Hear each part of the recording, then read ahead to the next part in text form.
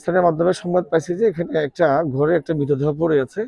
পরে আমরা সংবাদ পাওয়ার সাথে সাথে আসছি। এখানে আসার পরে এখানে আমরা গিয়ে দেখছি যে ওখানে এত বেশি গন্ধ মৃতদেহ থেকে, ওখানে আশেপাশে যাওয়া যাচ্ছিল না।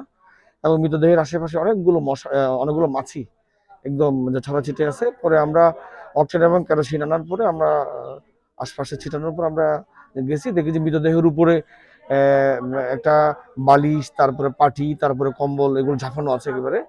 তো পরে দেখছি যে তার মৃতদেহটা অনেকটা ৩ দিন বা ৪ দিন আগের মৃতদেহ এটা।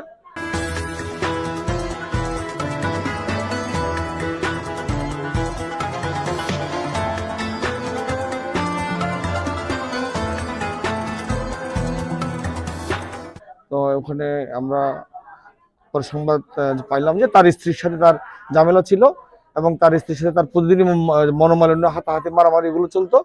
এবং স্থানীয় লোকজন বলতেছে যে তার স্ত্রী তাকে মেরে ফেলতে পারে বলে স্থানীয় লোকজনের ধারণা। আর বাকিটা আমরা ময়নাতদন্ত রিপোর্ট প্রাপ্তির পরে আমরা বলতে পারবো, মৃত্যুর আসল কারণটা, সঠিক কারণটা বলতে পারবো। হ্যাঁ, মেয়ের পরিচয় আমরা শনাক্ত করছি। মেয়ের বাড়ি হচ্ছে যে তঙ্গিয়াকাটা, পশ্চিম তঙ্গিয়াকাটা মেয়ের বাড়ি। এখানে মেয়ের ভাই আছে একটা, মেয়ের মা আছে, মেয়ের বাবার নাম হচ্ছে মুসা, মেয়ের মার নাম হচ্ছে আমেনা খাতুন, মেয়ের নাম হচ্ছে আকি। না, আমরা আপাতত এখানে ব্যস্ত আছি, ওখানে আমরা এখনো যাই নাই। ওটা আমরা পরবর্তী তদন্তে আমরা ব্যবস্থা গ্রহণ করব।